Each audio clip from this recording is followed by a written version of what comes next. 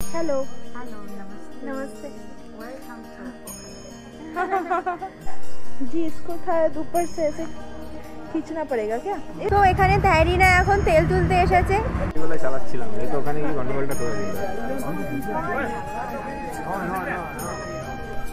কিরকম লাগলো তোর? কি খুব সুন্দর মন্দিরটা, এই মন্দিরটা খুব সুন্দর।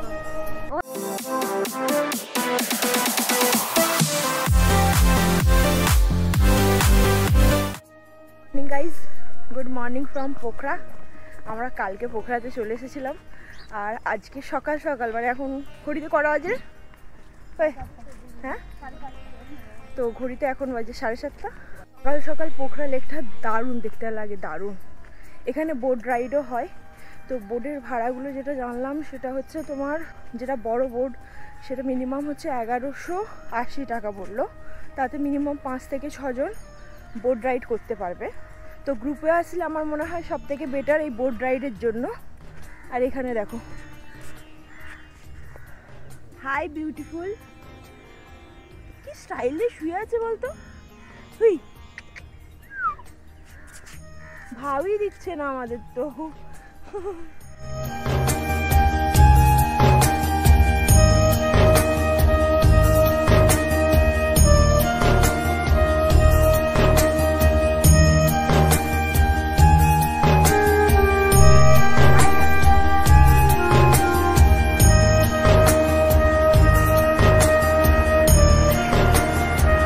बताइए क्या है? सिल रोटी।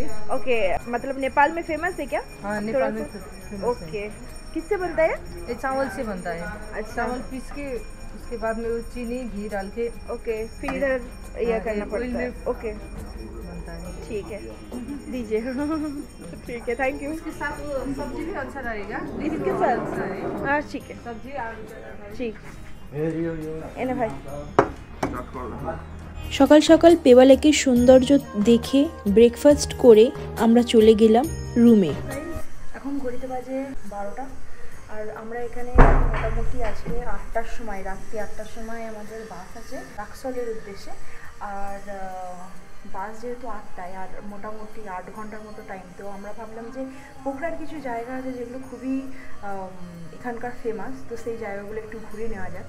যেহেতু সকালবেলা আমরা পোখরার সব থেকে ফেমাস লেক পেওয়া লেক ঘুরে নিয়েছি, তো এখান থেকে কয়েকটা জায়গায় ঘুরবো, তো তার জন্য আমরা বুক করে নিয়েছি স্কুটি। তো স্কুটিতে মোটামুটি 1200 টাকার মতো নিয়েছে আর পেট্রোলটা আমাদের ভরতে হবে। তো দেখি এখান থেকে প্রথম আমাদের ডেস্টিনেশন আমরা কোথায় যাই। তো চলো, এই দুটো স্কুটি এসে গেছে, এটা একটা আর একটা ওই ব্ল্যাক কালারেরটা। তো আমি ব্লুটা নিচ্ছি, তো চলো।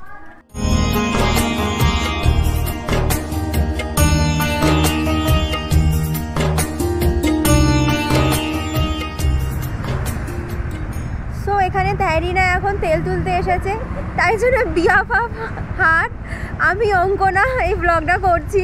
ও এখন এখানে তেল তুলতে ব্যস্ত।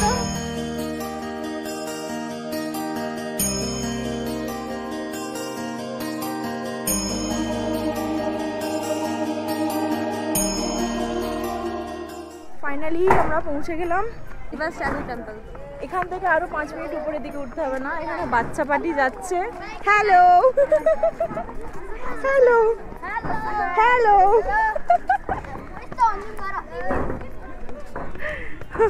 সো এখান থেকে মনে হয় উপরে কিছু স্কুল বাগেরা আছে, তো সেখান থেকে বাচ্চারা নামছে আর আমাদের আরো 5 মিনিট উপরের দিকে যেতে হবে। মন্দিরটির নাম হলো পমদিকোট শিব মন্দির। এই মন্দিরটি সকাল 5টা থেকে সন্ধ্যা 6:45 পর্যন্ত অল ডে খোলা থাকে। পমদিকোট হলো নেপালের গন্ডাকি প্রদেশের কাস্কি জেলার পোখরার কাছে একটি পাহাড়ি স্থান। স্থানটি সমুদ্রপৃষ্ঠ থেকে প্রায় 1500 মিটার উচ্চতায় আছে। মূর্তিটি 51 ফুট লম্বা।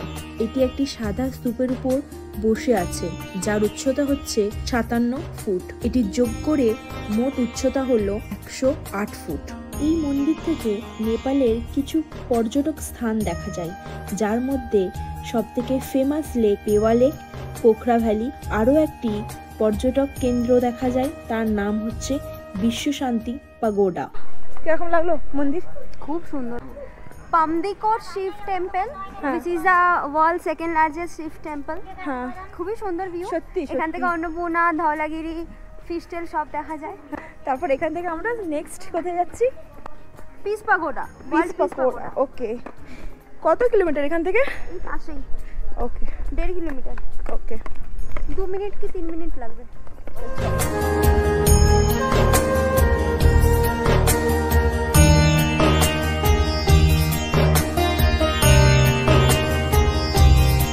এত সুন্দর মন্দির দেখার পরে আমরা পৌঁছে গেলাম ওয়ার্ল্ড পিস পাগোডাতে। ওয়ার্ল্ড পিস পাগোডা মানে শান্তিস্তূপাতে ঢোকার মুখেই তোমরা পেয়ে যাবে এই রকম খুব সুন্দর সুন্দর দোকান, যেখানে হ্যান্ডমেড সমস্ত রকম হার, ব্যাগ, ক্যাপ, চাবির রিং, আবার হোম ডেকোরেশনেরও বহু জিনিস এইসব দোকান থেকে তোমরা পেয়ে যাবে। हेलो नमस्ते। नमस्ते। Welcome to Pokhara. Bye bye, take care. आपका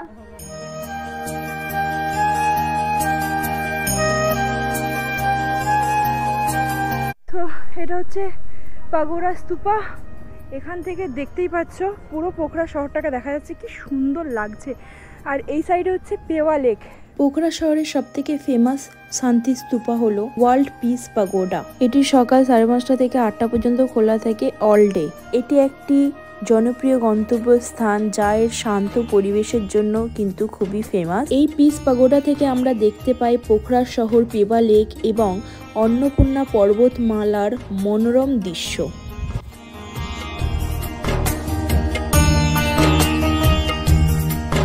পমদিকোট শিব মন্দির এবং ওয়ার্ল্ড পিস পাগোডা দেখার পরে আমাদের থার্ড যে ডেস্টিনেশন ছিল সেটা ছিল দেবী ফলস। দেবী ফলসে ঢোকার মুখে কিন্তু আমরা অনেক ধরনের দোকান পেয়ে যাবো, যেখানে বিভিন্ন ধরনের হ্যান্ডমেড জিনিস বিক্রি হচ্ছে। দেবী ফলসে এন্ট্রি করার জন্য আমরা টিকিট কেটে নিলাম। পার হেড আমাদের টিকিট পড়লো 80 নেপালি রুপিস।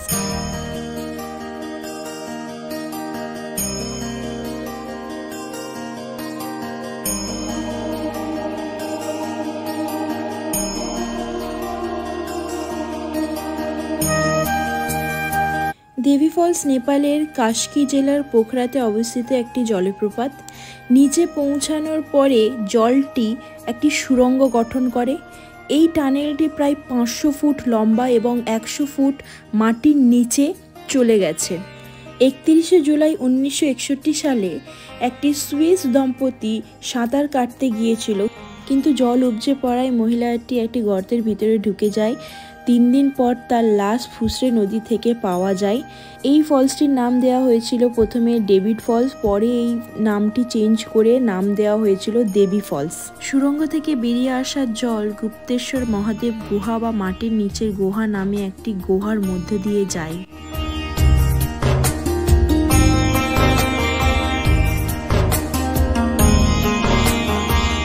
এত সুন্দর দেবী ফলস দেখার পরে আমরা পৌঁছে গেলাম গুপ্তেশ্বর মহাদেব কেভ।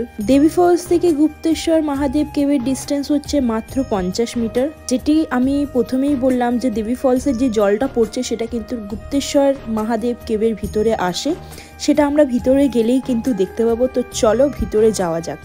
তবে গুহার ভিতরে যাওয়ার আগে আমাদের টিকিট কেটে নেওয়া হলো। টিকিটের দাম পড়লো ইন্ডিয়ান মানি হচ্ছে 100 টাকা আর নেপালি রুপিস হচ্ছে 62 টাকা।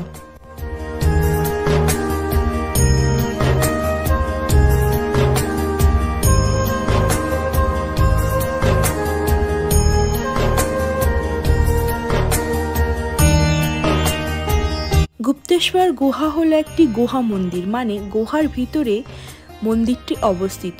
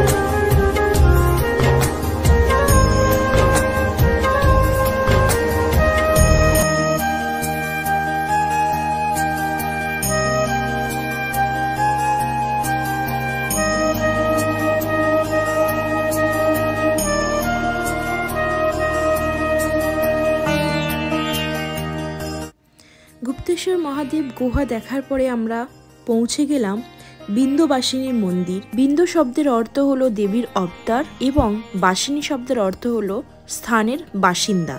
এই মন্দিরটি 1760 সালে প্রতিষ্ঠিত হয়েছিল এবং 1842 সালে এই মন্দিরটি নির্মিত হয়েছিল। বিন্দুবাসিনী মন্দিরটি হলো নেপালের পোখরা শহরের প্রাচীনতম মন্দির। মন্দিরটি একটি ছোট পাহাড়ের চূড়ায় অবস্থিত এবং পূর্ব উত্তর এবং দক্ষিণ পূর্ব দিকের পাথরের সিঁড়ি দিয়ে প্রবেশদ্বার বানানো আছে। প্রাঙ্গণে আছে সরস্বতী, শিব, হনুমান এবং গণেশের মন্দির।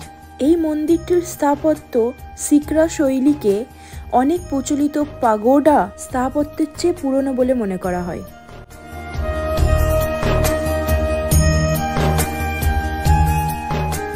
সদ্য এই মন্দিরে বিয়ে করলো এরা। Excuse me, many many congratulations.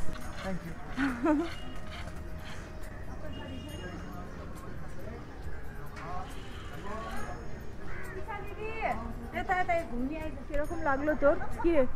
খুব সুন্দর মন্দিরটা, এই মন্দিরটা খুব সুন্দর।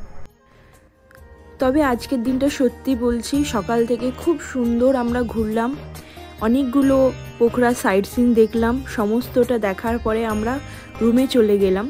রুমে গিয়ে তাড়াতাড়ি ব্যাগ প্যাক করে আমরা বেরিয়ে পড়লাম বাসের উদ্দেশ্যে। বাস ধরে 10 ঘন্টা পরে আমরা পৌঁছে গেলাম বীরগঞ্জ বাস স্ট্যান্ড। ওই দিনই মানে 26 তারিখ আমাদের 10টা 10-এ রাক্সল জাংশন থেকে বাড়ির উদ্দেশ্যে ট্রেন ছিল। তো আমরা ট্রেন ধরে যে যার বাড়ি পৌঁছে গেলাম। খুবই ভালো লেগেছে নেপালের জার্নি। এটাই আমার লাস্ট ভিডিও ছিল নেপালের। সো আশা করছি তোমাদের সকলকে ভালো লেগেছে। যদি ভালো লেগে থাকে then don't forget to subscribe my channel and hit the bell icon for new notification guys. So আবার দেখা হচ্ছে তোমাদের সাথে নতুন একটা ব্লগে। So bye bye guys, take care.